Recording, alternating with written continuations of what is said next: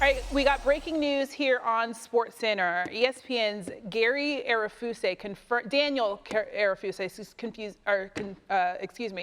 confirming that we have wide receiver Amari Cooper going from the Browns to the Bills. Jeff Saturday here to talk to us about it. What does this mean for the Bills?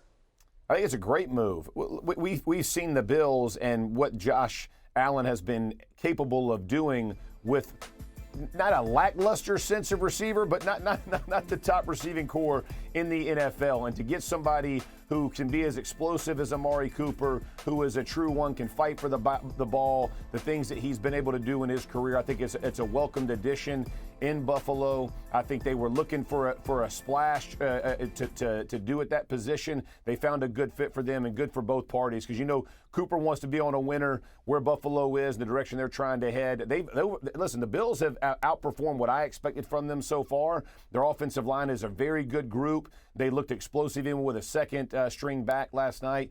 They added the addition of Cooper could put them up in that top echelon of the AFC. Okay, so a lot of people were talking about the fact that they should get Davante Adams. Obviously, he's now a Jet. Do you feel like this is a counter move from the Bills?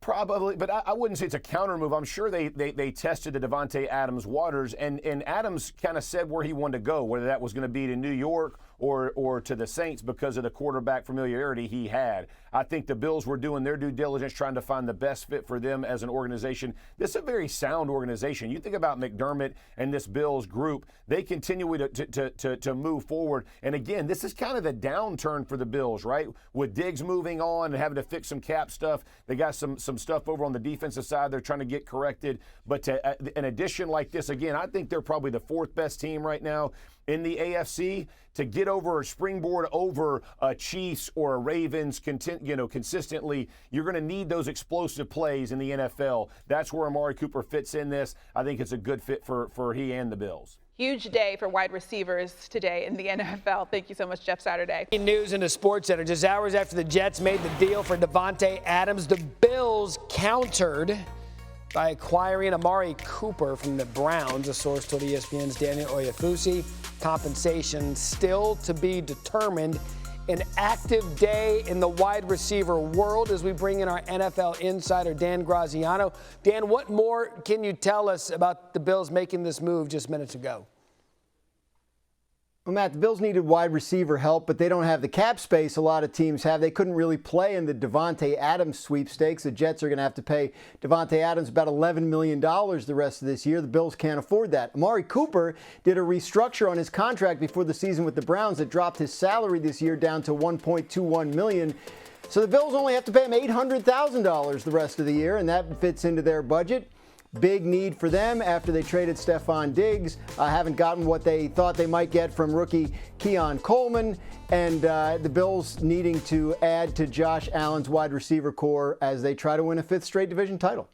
So whereas the Jets went to the high-priced jewelry store, you basically said Amari Cooper, a little budget rental for the season. Nothing wrong with that. But as I said, more big wide receiver news. It all started with the Jets trading for Davante Adams. New on SportsCenter. Woody Johnson, team owner. Did Aaron Rodgers have any say in this decision?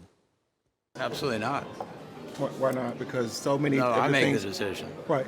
But just to get his sense of. No, I didn't ask him, and the press has written about that, and it's not true. Mm-hmm. He had nothing to do with it. I think he adds to the running game. He adds to he really makes everything. He opens up everything. Particularly having that relationship with the quarterback, that's very important. By the way, Braylon Allen, 20 years old, running back out of Wisconsin, young. He posted this. I feel like I'm in Madden franchise right now. I would imagine so as a 20-year-old growing up watching these guys. It's Dan Graziano. Dan, what more can you tell us about how this deal went down? So the Raiders were asking for a second-round pick from interested teams. There was a feeling that they weren't going to get that. The Jets offering a conditional third that could convert to a second under certain circumstances, so the Raiders can kind of claim a win there a little bit. More importantly, the Jets are picking up the whole salary, and the Raiders did not want to pay Davante Adams to not play for them. So the fact that they added a condition that could make it a second rounder, the fact that they were willing to take on the entire remaining salary of Davante Adams' deal, I think that's what got it done. All along in these negotiations around the league, it seemed like the Jets were the favorite, that they were the most motivated. Other teams not willing to give up that much in terms of getting Davante Adams on what probably amounts to a one-year rental. No guaranteed money left on his contract after this year. But the Jets were motivated, and Woody Johnson can say whatever he wants about Aaron Rodgers' influence, but the prior relationship between Rodgers and Davante Adams had a lot to do with the Jets pursuing this deal. Yeah, second time in as many weeks. He was asked about it, Robert Saleh. Did he consult Aaron Rodgers about that? Maybe the most interesting thing I heard from Aaron Rodgers today on Pat McAfee was that he found out about it at 12:45 a.m. So it's been in the works. Dan Graziano.